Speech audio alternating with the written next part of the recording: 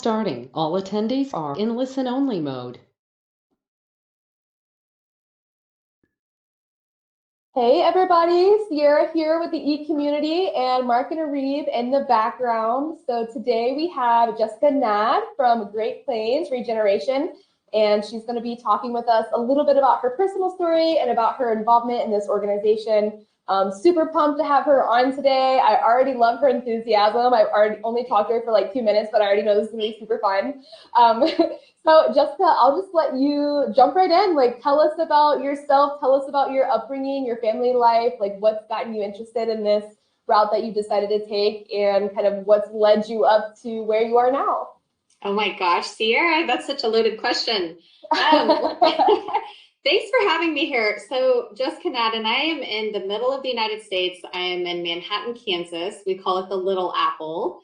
Prior to living in Manhattan, Kansas, I was in South Central Kansas, and I lived on a 7-acre homestead, kind of a funny farm. My husband and I owned and operated a independent crop consulting company. So within that scope of work, I'm not an agronomist, and I can't give you recommendations for your crops or anything like that. But I did help in assisting and just learning a little bit more about agriculture. When you live in Kansas, it's all around you. And even though I didn't grow up, my parents weren't farmers themselves. I mean, agriculture is all around you in Kansas. So I gained just a honorable appreciation of the work that farmers and ranchers do in that setting. And that really fueled my interest to learn a little bit more about soil health. So I think the biggest impact in my life for soil health was, it's kind of twofold. I grew up in a household, my parents were teachers and worked in the educational system. And so in the summer times, they always had these big gardens. And that was really the beginning of my experience of learning about food and how to eat, not because I thought that it was really cool and trendy and the hip thing to do, but it was because something that we all did as a family in the summertime.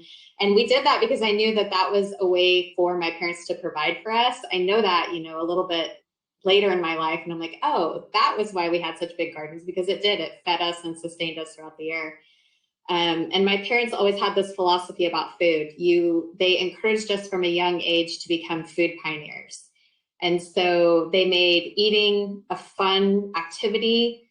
It made traveling and going out we never went to chain restaurants growing up. In fact, we never ate at McDonald's as kids. And in fact, I have 3 kids now, and they've never eaten at McDonald's. They almost ate at McDonald's once, and there's nothing wrong with eating at McDonald's, whatever. I mean, I'm a busy mom with 3 kids, so you do what you can. But yeah, that's kind of how I got started, is just having people in my life that were fascinated about food and learning about different communities and cultures.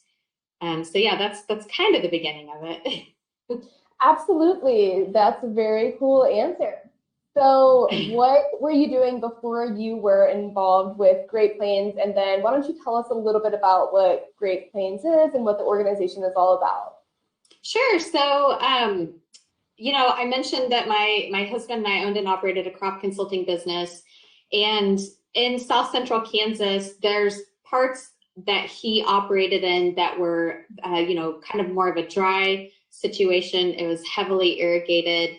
Most of the producers, 100% of the producers worked with conventional agricultural systems. So there was heavy tillage and lots of irrigation and heavy inputs. And so I think over time, through the realization that my husband had about the ability to maybe farm in a way that helped conserve water, that was the beginning of his mindset shift of like, there's certain things that we can do agronomically so that we don't have to use the entire allocation of water that each pivot is given. And so I think that kind of having a partner in life that has an open mindset and has the ability to question, like, hey, is everything we're doing right now the best way to do this? That kind of fueled my curiosity about soil health. Originally, I thought to myself, why do we not see more organic production? And why don't we see that in Kansas? And that was because as a mom, I was focused on feeding my kids organic. I was a big supporter of local farmers markets. I even started a farmers market. We had a CSA. We were members of Azure Standard that a lot of the folks on this call might be interested in too. But overall, I think for me, putting together food as medicine and then asking my husband, well, how come in agriculture we're not seeing as much of this conversation happening? So this was about 10 years ago when that started to happen. And I really took to the internet, I took to conferences, I learned about some nonprofit organizations in Kansas that supported healthy eating and healthy farming. And that just super piqued my interest. And I thought, how do I become a part of this? The soil health bug actually bit me before it bit my husband. You know, he's as the professionals used to going through an approach to understanding and learning that was a little bit outside of what the soil health movement, which I now know is regenerative agriculture, was doing. So yeah, the bug bit me first. And then once I was able to, infect him with the passion of soil health, we were able to really just make changes in our personal life and then our professional life too. It happened, looking back, you know, it's been about 10 years or longer that we've been on this soil health journey. So let's talk about the business side of it a little bit. What does that look like? Who's doing what at Great Plains Regeneration? Like, what does your day-to-day look like there? Like, I'm sure there's a lot of marketing and sales and all of that goes into it. So I want to hear about like what's keeping this wheel turning.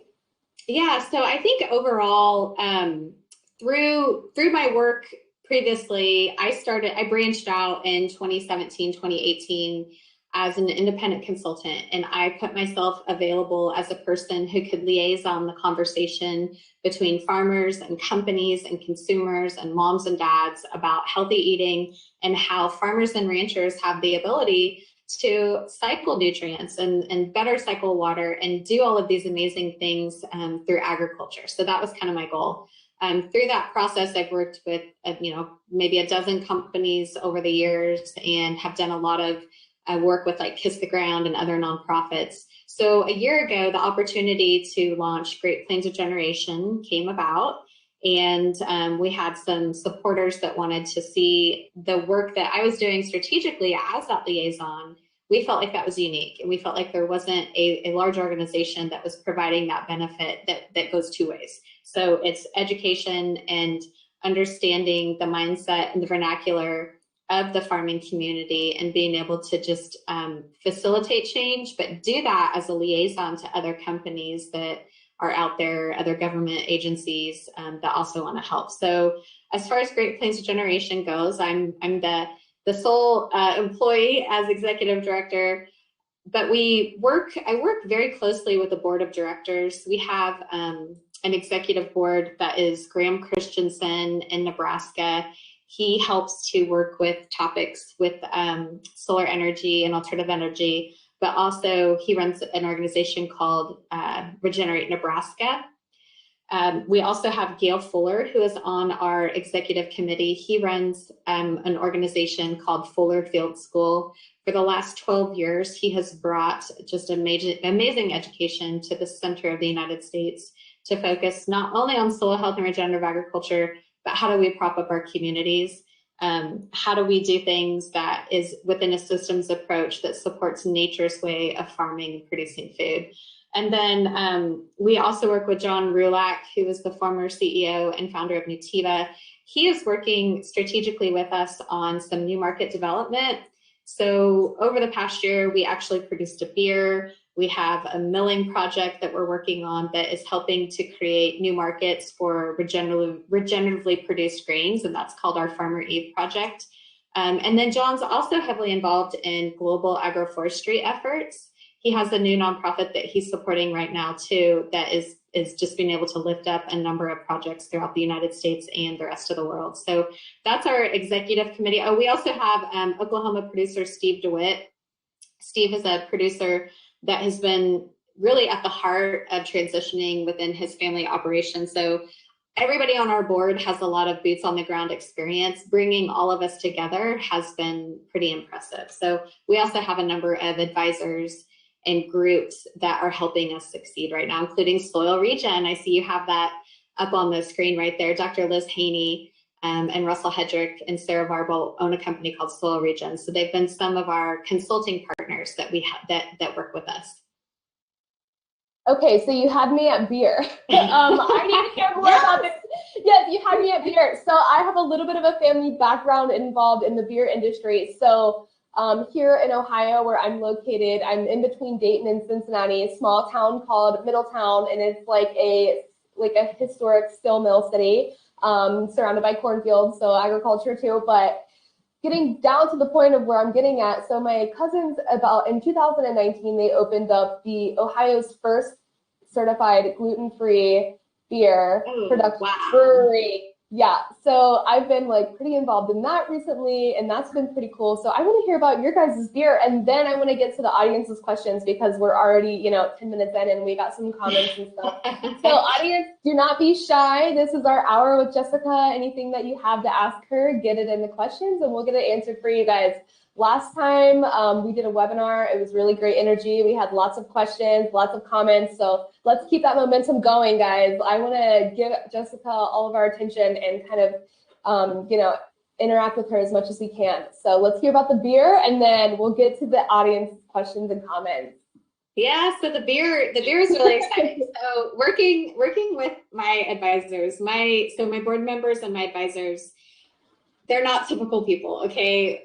We're all in this regenerative space because our mindsets are so widely blown open that we are willing to take a risk and do big things that we can advance regenerative agriculture, but also we're doing this for the planet so that we can hand this off to the next generation. It's not just a hand off to the next generation. That warms my heart. Yes, I love that. So it's the soil squad, man, and I'm not alone in this. I love that. There's so many involved in this project, but we have to keep pushing forward. We have to do this with urgency. So working on the mill project, one thing that's great about Kansas agriculture, particularly in wheat, the way that we grow wheat in Kansas is we don't typically use a chemical desiccant at the end of the growing season to finish off the wheat. So in northern countries where northern areas of the United States where they don't have a warmer growing season like Kansas, they have to use like a glyphosate before harvest. We don't have to do that in Kansas. And so we're like, we already have this crop that is produced in such a way that consumers want. They don't want the glyphosate on their products. So how can we highlight that? What can we do? So one of the things that we did is a lot of our regenerative producers are looking at like heritage grains, and they're looking at food that they also can put on their table. So we have a number of producers that are already milling their own grains. So our first plan of action was to help facilitate this grain mill project, to be able to create a direct-to-consumer product that was beneficial to the earth, that was beneficial to increasing profitabilities on the farming operation. But even more than that, it's providing this environmental benefit back to our communities and having this conversation. So that was kind of like plan A. We realized that it's going to be a bigger project than what we thought. And so we're going to need to bring on a lot more partners and a lot more resources to pull this off. So in the meantime, I'm not kidding you. We're at a meeting with our advisors, and one of our buddies in the back was like, well, let's just make beer. We've already got the product. Let's make beer. And I'm not kidding. Within 48 hours, we had a brewer, we had a recipe. I was driving across the state of Kansas to pick up the wheat and get it back to the brewer. And within 2 weeks, we had a label, and within a month, we produced this beer. And so it's a German wit beer, kind of a pale wheat beer. It's a little hazy. It's got some orange peel to it. And nice. Yeah, the flavor's just amazing. We were really impressed with it. I have some of it in my closet, but I can't get up very good. So I should have grabbed it before the call. Yeah, that's cool. Wow, that happened fast. Within 2 weeks, you had a label, and then you were in marketing. Yes. And so we were in marketing, and the state of Kansas is kind of weird with some of our liquor prohibition laws that have stuck around. So we were only able to get it into the northeastern Kansas market. And Wilcott Brewing was the name of the brewer that created it. And here's what happens. So we go to this brewer. He's a friend of a friend. He wants to support local Kansas ag. That's about as much as he knows. Okay. So I get to him. I basically infect him with the soil health bug. Probably blow his mind. Yeah. I was like, check this out. Did you know that this wheat that we're going to produce this beer with has the ability to improve? There it is. It has the ability to improve the soil. It has the ability to help producers retain better moisture profile, create soil aggregates, nutrient cycling so that they can use less. So I'm going through all of this. I'm not kidding you. The brewer had a sleepless night. He stayed up all night Googling everything he could about regenerative agriculture, soil health. And the next morning he called me up. He's like, I'm in. I don't know how we're going to do this or what we're going to do, but I'm in. This is what we do. I love it. That's so great. And are you guys distributing in other states? Like, could I find your beer maybe in Ohio somewhere? Not yet. We've come across, there's a big difference in being a micro project and a macro project. And there's pros and cons to both directions. Right now we're still trying to facilitate what does the second run look like. What we have found is this is what consumers want. Consumers were attracted to the label. They were attracted to the story, and they were more than willing to spend $9.99 on a 6-pack. So it opens up a whole new, I guess, market seems like not even a cool enough word, but like it opens up a whole new networking option to teach people who might not realize the importance of the work that you're doing, but they're like, all right, we like beer. This looks cool. What can we learn about this? And it kind of like opens up that can of worms, if you will, to introduce people who might not understand or realize the importance of the work that you're doing just by, having a conversation over a beer. So that's why I'm like so intrigued by this, because it's just, I know. Yeah. It's crazy. So this video that Arib is showing right now, we decided to throw a party. Can we watch that video? I think it's on. Yeah, there's just music. We decided to throw a big party in Lawrence, Kansas to celebrate the beer and our partnership with Kansas Alliance for Wetlands and Streams, because the water quality, quantity, and those water experts are the ones who verify our regenerative practices. So we work closely with them. And we decided to use the word partially because we did have other ingredients that we couldn't consider regenerative, so that's why we called it partially regenerative. But yeah, get on our website, watch that video. We just threw a huge party celebrating soil, and we brought together so many people within the community that really had no idea what farmers and ranchers could do. Yeah. Man, that looks like a fun party. I'm sad I wasn't involved with you back then, Jessica. All right, gonna get to some of the next party. Okay, please. Yes, please. I'm going to get into some of the audience comments because I know we're going to have a lot more. I can already feel it. Like everybody's so pumped up and excited. Guys, keep them coming. I'm going to get to all of them. So this is coming from Frank. It looks like Frank must know you. He says, hi, Jessica. Hope your knee is feeling better. So give our audience just a little recap. What's Frank talking about? What's the news with the knee? So one thing you have to know about me is I'm all in. I go hard on everything, every aspect of my life. I'm a mom of 3. I'm a working mom. I'm really active with my kiddos. And so I blew my knee out playing basketball. And long story short, I've never had an injury. Dedicated. Yeah, totally blew. And I decided that I needed to show my kids a good example. So I played through the pain, and that's not smart. Yeah. And then 2 weeks later, I had an in-person event, and I was actually on stage in front of 250 farmers and ranchers at this event, and I actually twisted it again. Oh, goodness. So I just had them put me on the floor, and they gave me a microphone and iced my knee, and I just kept going. Oh my gosh. So as a result, I had knee reconstruction surgery, and I've been on leave for a number of weeks. Yeah. Thank you, Arib. Okay, this is coming from Aaron. It said, grateful to your work, Jessica. Would you describe any aspect of your work as spiritual? And if so, how so?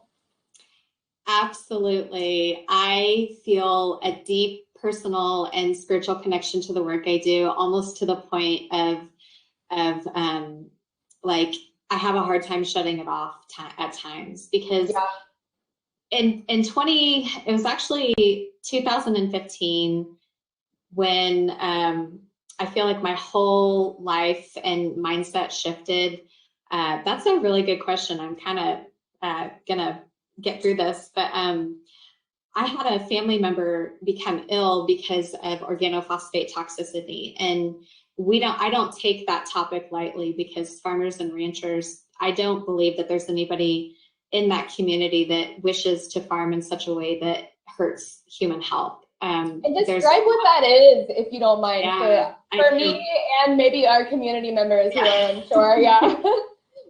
So an actual diagnosis of organophosphate toxicity is something that you'd have to go to medical professionals to obtain, and they would do a series of testing, blood testing, urinalysis, hair analysis, and then take a look at your symptoms to determine this. So it's actually, my husband has this issue. He's a lot better now, so I don't want to alarm anybody, but his body was reacting to his typical workday. So his typical workday over the course of 20 years was exposing him to a lot of chemicals that he was walking through and had all around him. I mean, he never ran a spray rig or stuck his hand in a jug of chemical, nothing like that. It's always been responsible crop consulting and agronomy. But over the course of 20 years, his body built up a toxicity that was expressing himself in these really strange reactions in the field. And so that's where my passion came from. So when she asked me about, is this work spiritual? I do think that I was given the honor to do this type of work. I do think that that was something that I called to do. And it's difficult at times. It's difficult to figure out the right path. How do you do it? Under what umbrella? Nonprofit, Great Plains Regeneration. How do you do all that? So the shortest answer is yes, it's very spiritual for me. I believe that we are stewards of this land, and we are here to, we're not, there's no, Mother Nature always wins. I have a good friend that says that in a video. Mother Nature, we don't need to fight Mother Nature. Our job is to facilitate her goodness and to be able to help our cropping systems bloom so that we can nourish people. That's our role. So yes, very spiritual. Yes, and I absolutely agree with you with that. Mother Nature always wins. I have a geologist background, so a lot of my background in my education journey was learning about many let's see, what's the best way to put it? Extinction episodes in terms of the planet's history. And it only takes a few times where you're like, man, this planet is more powerful than anybody gives it credit. The planet and Mother Nature is running the show, and we're just enjoying the resources that she's provided. So I definitely agree with you on that. Oh, well, let me just add to that. I don't know why I thought of this. So I live in Kansas, which is the home and the epicenter of the Dust Bowl at the early 1900s. And if anybody, I read Kristen Hanna's book. It's called The Four Winds, and it's a biographical fictional book about a woman surviving the Dust Bowl, and that's right here. That's right now. That's Kansas. There are parts of Kansas that are desertifying. We are seeing dust storms happen. They're going to happen more frequently. So if you want to put ourselves back into what that felt like from the Dust Bowl, I would just highly recommend that book. Okay, yeah, I wrote that down. I'm going to check that out. This is coming in from Lynn. So what kinds of effects are you seeing in farmers with your project consultation business? Are you seeing more people converting to Regen Ag? Yeah, so the way that we execute the mission for Great Plains Regeneration is threefold. The first way is through farmer and producer-led education. So we do that virtual. We've got hands-on workshops that we do, and then we also do conferences. The second is through watershed regeneration. So we're hoping to be able to spearhead a project that takes a look at a total watershed. And then we can bring in our consultants and work with different groups that can help us with an overall watershed regeneration project that's still pending. And then I mentioned the new market development, which would be like the milling project and the beer. So to get back to what we see happening on the ground right now, the education piece is so big, and it is something that is continuing to bloom. I've done a number of soil health education for a number of years. One of my big events is Soil Health U, and it's been in existence for about 25 years. The third week of January, which is this week actually, in Salina, Kansas. We didn't have it this year for so many obvious reasons that I don't even need to get into. But the last time we held it was January 2020. We had close to 600 folks attend, with most of them being producers, farmer, rancher, decision makers, and it was all about soil health. So we are seeing a big shift. We're seeing what I call Regeneration 2.0, because you guys are looking at Gail Fuller's website. This is his property. And he is the early adopter of regenerative agriculture. He's the OG, he's the granddaddy of regen when it comes to Kansas and beyond. But this second wave of adopters of soil health, I think, do have a different mindset. They don't need to go through the finding your why as fast. They're ready to do it. They're seeing profitability tank. They're seeing input prices go through the roof. And so practice changes now are at the forefront of their thought process, when even just 2 years ago, that wasn't the case. So yeah, I do think that through the work that we're doing, we are seeing a lot more farmers and ranchers come into the fold. And myself and Great Plains Regeneration, we are just the light giver. We are the liaison. We coordinate with experts, and those experts are the ones that are actually giving the education. So like I said, you don't want me giving you any any agronomic advice. Well, there's always got to be that person who's, like you said, the liaison, or the middle person, or the mentor. That's like, not everybody is going to understand the high level of education and all the science terminology and all about the microbes and everything about the soil. Like, there's some people who just need to have a little bit of a person like you to just spread the word in more of a way that is, can be uptaken by different parts of the community, not just somebody who's a very high level expert in that area. Yeah, and that's what we're seeing.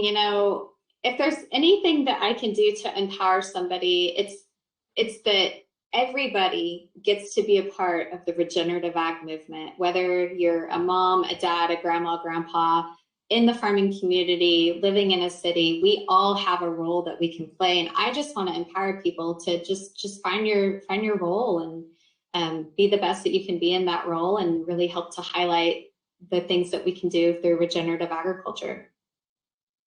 And that's what I had to do. I had to figure this out. It's like, where do I fit in? How do I do this? And so that's how we came to some of these marketing and different strategic communications that I help companies do. So Jessica, oh yeah, go ahead. Well, I was just going to say, Arib is taking us through this journey of Gail Fuller's website right now. And that is one of our colleagues. He's a board member for GPR. And if you want to tour or come to Kansas and stay on a regenerative farm, you can actually visit his farm. You can stay at Hip Camp. He has an Airbnb on site. It's 160 acres that used to be a church ranch camp. And so he's turned it into like a full regenerative hands-on property. So that's one of our big projects right now, is being able to support and finance Fuller Field School, so that he can host more and more people to really get their hands dirty on regenerative agriculture. Yes, like boots on the ground type of experience. Yes, that's Gail and his partner, Lynette. It's Very just cool. gorgeous out there. It's so peaceful. It looks like a place that I would enjoy spending some time on. Yeah, everybody should go. So you mentioned about some of the challenges that traditional farmers were facing that was leading them towards more of a regeneration route, leaving the love for the planet and the understanding of that out of it. What kind of things do you think are pushing traditional farmers in agriculture? Hi, you have a visitor. What kind of things do you think are pushing those people towards this regeneration movement?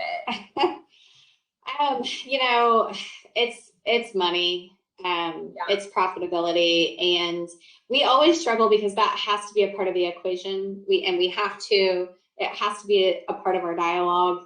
Not that we would leave out the environment or any of these other topics out of the equation, but in order for us to do what absolutely urgently needs to be done, we do have to have that language that brings in conventional producers into the fold of soil regeneration. And I think we're getting there. I think it's getting close. In fact, we're helping host a small event. Well, okay, let me just give you 2 examples. So we're hosting a small event that's going to happen in Southeast Kansas.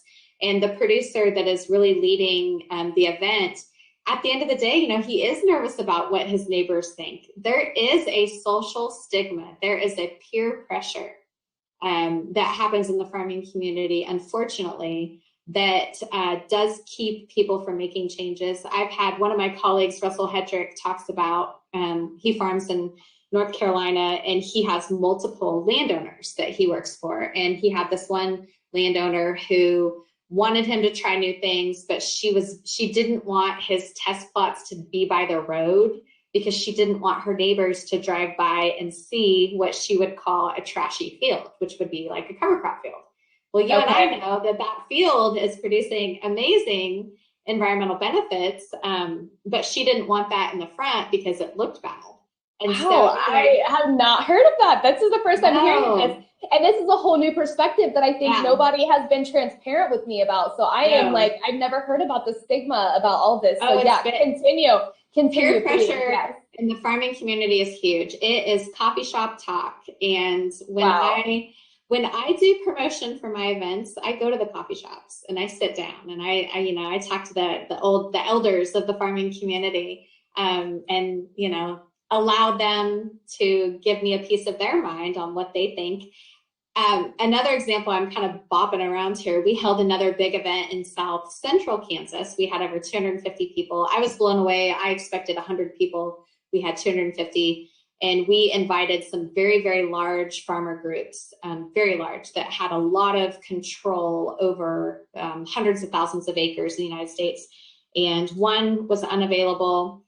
The second one decided that they would come and join us. And then the third one told us that they didn't believe in the soil health craze. They thought it was fantasy farming. And so they declined us. So that, I will tell you, I'm not surprised by that. I was actually surprised that we had one large farmer group join us and sat through the education and really enjoyed it. So yeah, there's a lot of peer pressure with farming. There's a lot of the mindset, I think, is yield. I was talking to another group here just last week, and they said, Jessica, we really like what you're doing, but we're all about production. We're all about production. And they kept saying that over and over again. And I was like, by saying that, do you mean that all that matters is yield? Is that what you're saying? And and I said, because we're highly focused on yields too, but we're focused on yields through the lens of profitability. What is your ROI on that yield? Just because you don't break the county record, if you did that was profitably for your own operation, and because, due to the tools that you have in your toolbox, then that's the long-term effects as well. And the long-term effects, years and years and decades of traditional farming can wreak havoc on soil health over time. And then that wreaks havoc on yield and after that. So it can. I mean, you see more intensive farming because they're chasing the yield. We'll chase the profit, that's where I was saying that's always kind of a, you have to hear the whole story. So it's important not to take like a snapshot of what this whole movement's about and try to just capitalize on that. It's a systems approach to farming and being able to benefit not only the operation, the community, the state that you live in. So it's big, it's broad. Very, very nice. Okay, more questions coming in. I want to get to these because we're going to have a lot. I want to make sure we can get everyone's answers. I saw some of your tabs saying that someone quit sprayer glyphosate. Has anyone switched to spraying compost tea or milk whey? Yeah, absolutely. I think the quote that is being referred to is, it was on the Fuller Field School website. And, there has been a lot of conversation about the use of glyphosate in our food production. And so I think that ultimately producers, if they can find a way to not use it, I mean, there's especially a lot in our network that are choosing not to use glyphosate. So the question is, how do I still protect myself and protect my crop and protect my operation if I need to use other amendments? And so, yeah, we do see producers using compost tea. My husband and I farm 147 acres. And so our farmer that helps us out, he started creating compost tea using the Johnson-Su method. He did it at scale. In fact, over the years of him really inspiring us as a farmer, and then the work that my husband and I do as consultants, he is now on 7,000 acres in Pratt County, Kansas, and he's doing it completely regenerative. And so the use of the compost tea is very instrumental in his ability to farm regeneratively. So absolutely. So we're seeing that. We're seeing a company called Prairie Food that's creating a carbon-based product that is able to feed the soil. That's something that is being done in Kansas. And what they do is they convert waste material, whether it's feedlot manure, which is a huge issue, into this product. They can also use like distillers grains or ethanol byproducts. So there's a lot of folks right now thinking outside the box. Our buddy Russell Hetrick uses sugar to increase his bricks to be able to not have as many pesticide issues as he's had in the past. So yeah, we support a lot of this, and we've even had companies come to us and we help create clinical trials, or not clinical trials, that was the wrong word, field trials to be able to test some of this out. So yeah, we definitely see some of that happening. Some are useful and some are being studied right now. So it's a good idea. So give me some background information on compost tea. I've heard about compost, I've heard about compost tea.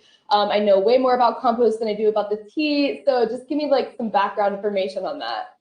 Yeah, so honing in on the fact that I'm not an expert, from the way that I understand it is, at least for our producer in Pratt County, he was able to utilize these big vats that actually used to hold chemicals that had been cleaned out. And then they put different biological material in it, whether it's like leaves or just anything that's organic and can be found in nature.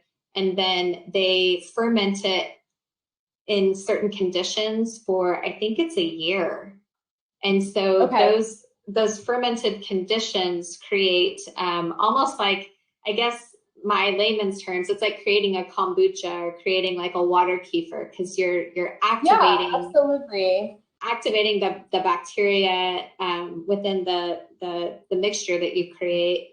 And then from there, I think some of the producers that we know will get like a mother from somebody else. And in fact, when we host our events, there'll be like a Facebook post that's like, hey, I'm making Johnson-Su compost. Can anybody bring me some mother? So basically it would be somebody that has fermented it for a longer period, has a more active liquid that they can bring just a small portion of that, and then people are adding it to their bioreactors is what they're called. So that's just like small scale as far as creating it. Now, what has to happen is you have to know when to apply it, how to apply it, and how to know if it's working. So we've got a couple producers in our network that have used it, that have been able to reduce their synthetic nitrogen applications because of it. And I will tell you, it's not cut and dry. When my buddy Mike Neff talks about, that's a picture. Oh my gosh, I said his name and he's right there on the screen. That's Nicole Masters in the soil pit. But Mike told us that he lost sleep because he reduced his total nitrogen input for that year by close to 70%. And he was worried. He was worried about his crop. I mean, it kept him up at night wondering if he was doing the right thing. So over time and being able to slowly implement some of these practices and inputs, he gains confidence in his system. Well, you said that you weren't an expert, but that's just the explanation that I needed. That was beautifully said, and I have a lot better understanding of that now. So I appreciate that. And don't don't be hard on yourself. It sounds like you're an expert to me. Well, thank you. Yeah, so coming in from the audience again, do you think with the massive spike expected in fertilizer prices this year, do you think there will be more people seeking regenerative and alternative farming methods? Absolutely. Yeah, it's already happening. You know, even 2 years ago, pre-COVID, I felt like we were struggling. It's like, how are we getting this message out? Are people going to hear it? 2 years later, because of the issues that we've had with infrastructure, with supply chain, every single company has a regenerative department. And through Great Plains Regeneration, we're a part of a number of collective groups. We've talked to almost every major ag company out there on some level. We've talked to food companies, we've talked to fashion companies, we've talked to high fashion companies. Burberry is involved in these conversations. Gas and no way, no absolutely. way. Everybody's here. When I first started this, I thought that I met the craziest farmers in Kansas. I was like, these guys are nutty, and they're growing their own fertilizer, and they're not tilling the soil, and they're not organic, and I can't figure it out. And they're just nuts. And now I'm like, oh wait, no, this is a big deal. This is a worldwide big deal. These people are driving the movement. We are. That's why I was kind of laughing earlier about, like, we're going to do things untraditionally. We're going to do things, like the beer thing, just like, okay, do we think we can do this? Okay, let's do it. Let's figure out how to do this. Let's just keep doing it until we figure something out. And then we pivot hard. I mean, there's been projects we've pivoted really hard on, and like, okay, well, we're not ready to do that one yet. So let's figure out how to keep moving our mission forward and then be able to backfill this project as needed. Definitely. We have one that says, the audience may like to hear about some of the challenges of change when it comes to regen ag. Oh, I think it's huge. And I mentioned my buddy Mike Neff about keeping him up at night, worried about his crop. I mean, I think farmers and ranchers do that anyway. Farmers and ranchers are born into this innate spirit of tending the land. And so change is very, very difficult. It's like also knowing, I'm going to liken this to, I don't know if anybody's familiar with the term like Bible beating. And what I mean by that is that when you have a message and you think that the best way to get your message is just to beat people over the head with it, it's like, they need to know this message and I have it and I'm going to give it to them and force it to them. And so I learned very, very quickly, over 10 years ago, that that's not the way that we get our message out. The way that we get our message out is truly understanding who wants to hear from you and going to the groups and the locations and the conferences of the people that have that interest, that want to learn more. And as far as any other groups that are concerned, that's okay. They're not ready for the message. The message will appear and be, oh, Gail's face is sideways. I'll have to fix that on our website. Just understanding your audience and understanding. That's what I was going to say, kind of targeting a specific audience with the same energy that everybody can come together and like thrive with. Yeah, so we were asked to do a private event earlier this fall. And what it was a peer group. We're seeing a lot of peer groups forming in agriculture, and I fully support it. We're seeing peer groups for farming, for practices. We're also seeing mental health peer groups being formed. And I'm over the moon, so super supportive of this, and anything I can do, I would love to do. But so this peer group is a private peer group. It was a group of very large conventional farmers. They had asked myself and Mitchell Hora to come speak to them. And I didn't really have a great context on where they were coming from. And I'd asked a few questions in advance, and I was like, what do you want me to talk about? And they said, just talk about soil health education, Great Plains Regeneration, and that's it. And so I gave a brief talk about the nonprofit, about what our goals were and how we were doing it. And then my buddy Mitchell gave a really in-depth presentation about the financial aspects of soil health. And it was hard hitting because he's got financial case studies. He's got years of experience on this. And so at the end of it, there were 0 questions. like none. And usually that's where all the guts of learning happen, is when people ask questions and you can kind of be up there and do your best to answer them. But there were 0 questions. And so we just sat down. And as we were leaving this small meeting of about 20 people, there was a group of producers having a few beers on the tailgate of a pickup truck. And they called us over and they're like, hey, we really want to thank you for coming to speak to us. And we're really sorry we didn't have any questions. And I said, that's okay. You know, it happens. But in the back of my mind, I was like, it's never happened. And they just said that it was such a new topic to them. It was so new. It was so out of the framework that they had been farming within. And so they just kind of like, their jaws were just to the ground. And they said, we would like to have you come back again for a follow-up, and we'll be ready to ask you some questions. So that's kind of a good example of, you know, just understanding that everybody's on a different journey and everybody's at a different pathway. We didn't go in and beat them over the head with the message. We just gave the message as it is, you know, and we'll allow them to come back to us for questions. Absolutely. And it seems like that approach has, you know, worked well for you guys. We're getting there. I mean, there's rejection. I mean, there's rejection. We don't see it as much anymore.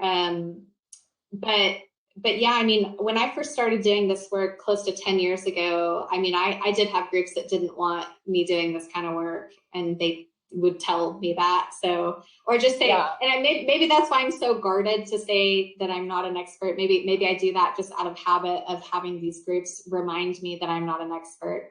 So I've never desired to be an activist. I've always decided that my role is to advocate for the changes that we want to see.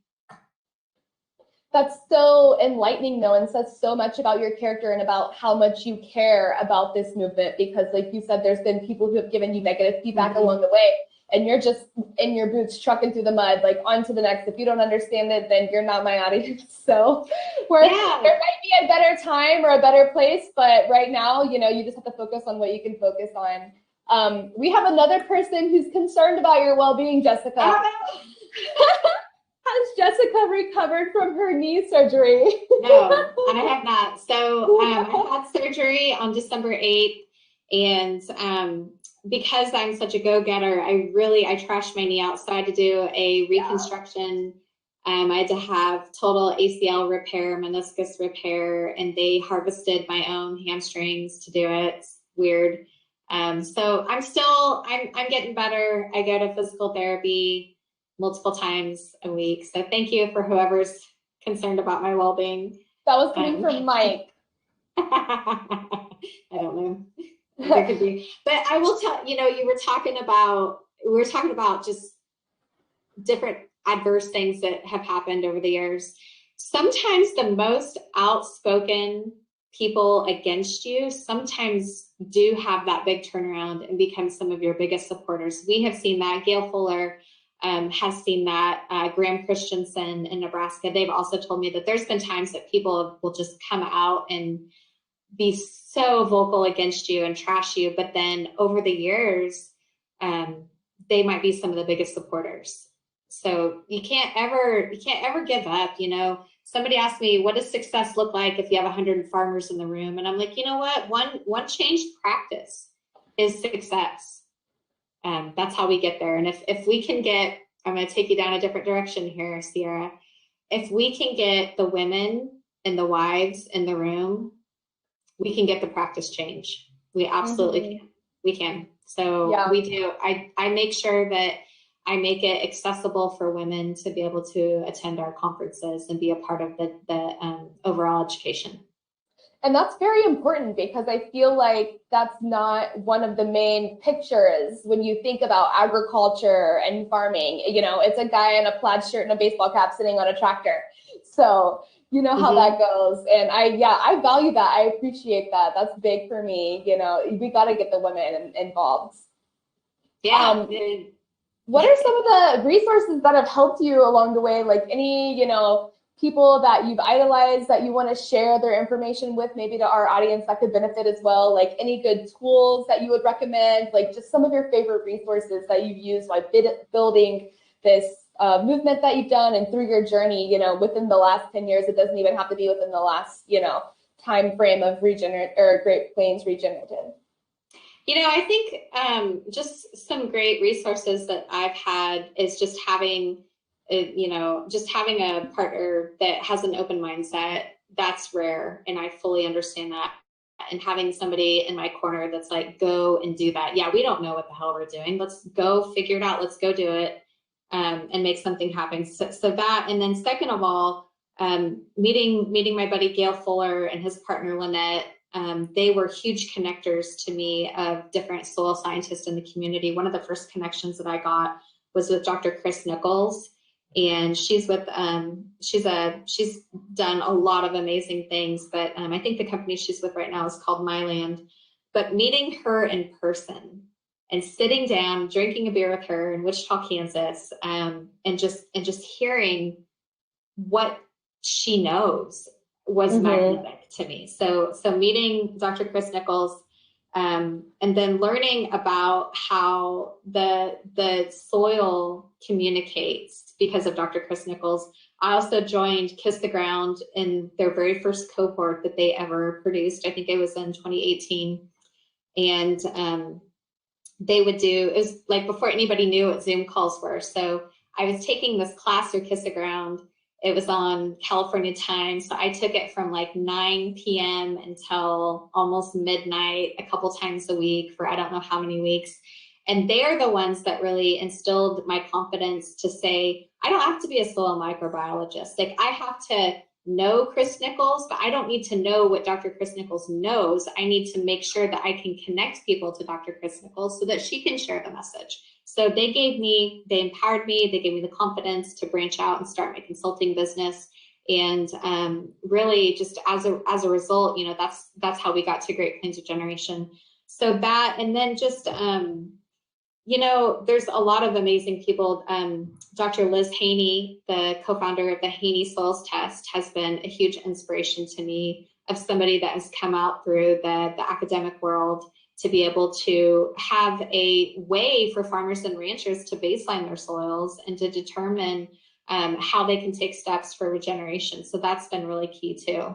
And then just having these people in our corner, I call it the Soil Squad, and it's a real thing, and anybody can be a part of it. We are not. I want to be a part of it. Yeah, you're part of the Soil Squad, but it's just anybody that's, you. I mean, honestly, we've all humbled ourselves and said, we are going to figure out how to do this. We're going to figure out how to make this a global effort and regenerate the soil. I swear, hearing you talk about your initial conversation with Dr. Chris Nichols and how it was just magnetic, like I'm getting goosebumps, the hair standing up on the back of my neck, just hearing about this connection that forms between two people with, you know, similar interests and people that understand the importance of this topic. Like it just fuels me. Like I'm just so excited about it. I have goosebumps thinking about it. We also have a comment about Dr. Chris Nichols. I had the pleasure of being able to listen to Dr. Chris Nichols 2 weeks ago at a conference. It was amazing. And then from the same audience member, we have another question coming up. This is a long one, so I'm going to try not to mess this up. Do you know of anyone who's doing trials with spraying milk whey? You had mentioned facilitating several trials with various companies. I would love to see some data on that, using it for preventing fungal issues. I know of a trial that was done a few decades ago, but I'm not sure anyone has actually published anything on it yet. Yeah, that's a great question. I don't have any experience with milk whey. I'm going to make the assumption that, and you would probably want to have access to a dairy, wouldn't you? Or at least have close proximity to that. I know that the American Farmland Trust, although they probably wouldn't be the ones to do any sort of trials like that, I know that they had a program here recently in Kansas that they were trying to work on different dairy operations to scale up different cropping practices that were regenerative. So, I mean, I don't have any experience with that, and I don't know of anybody off the top of my head that's working with milk whey. But I think it's fascinating because, once again, if that's something that if that can, like, you know, close the loop in some sort of production to where we have that production available to us, and if it can be used in a cropping system that's beneficial, then yeah, I think we should be exploring it. Great response to that. All right, guys, we have like 5 more minutes, so maybe we have time for 1 or 2 more questions. So if you have something for Jessica or the e-community, get it into us before we give her some time to give our closing thoughts. And Jessica, I just want to say, I know we're not done here yet, but I'm so happy that you're here with us today. This has been great. This hour has like flown by. I wish we had all the time in the world to discuss, and maybe I'll even reach back out to you after this to ask my additional questions. But we have a little comment here. So this warms my heart. I love this comment. Thank you, Frank. First time I have visited your site. Great program. Thank you for bringing the subject to your audience. By the way, I am down under. Very cool. Yes. Very cool. Frank's one of our biggest supporters on social media, and he attends all of our digital webinars. He is, I think are you a sheep farmer, Frank? You should correct me. But anyway, he's been fantastic, and I owe you a t-shirt, so I'll send that to you, Frank. But I see that Arib has a picture of my daughter here. One thing that I want to talk about too is just this generational approach to what I do. I feel so blessed that I get to work in an agricultural setting to where in the summertime I can bring my kids to field days. It doesn't always work out great, but at this particular experience, the farmer let her go into the field and we dug for worms, and he gave an entire talk about how he farms for earthworms, and allowed her to get out there and get her hands dirty. She was so sweet, and she just loved the entire event. That's amazing. That's amazing. This whole what's happened to all of us in the last 2 years, I still have a hard time wrapping my brain around what COVID has done to us, but the ability for me to have this flexibility to be a part of the farming community and to allow my children who, we don't live on a farm anymore, to have this experience, I think is just so key. Yes, I couldn't agree with you more. We have Frank saying, yes, sheep farmer, and great news on that shirt. So don't forget Frank's shirt. I know. I've actually got it on my list right here. So all right. Oh my gosh, that's amazing. So probably going to be our last one. Thank you, Mike. And thank you to everybody in the audience today who's been so interactive. You guys better be here for the next one on Friday. I love this energy. What is the role of livestock in regenerative ag? Coming from Mike from Iowa. Yeah, I think that's a great question. We talk about the principles of regenerative agriculture, and the way that I talk about this is that the goal of each operation, if you are wanting to farm for soil health, is to understand the principles. And one of the principles is the integration of multi-species of animals onto the cropping system.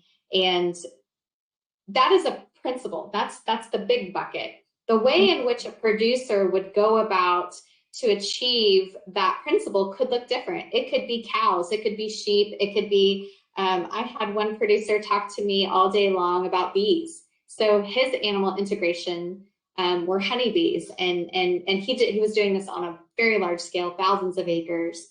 And so I do think that cattle do have an important role to play in soil regeneration. I know some fantastic producers who don't utilize cattle in their systems, and I still think that they are regenerative.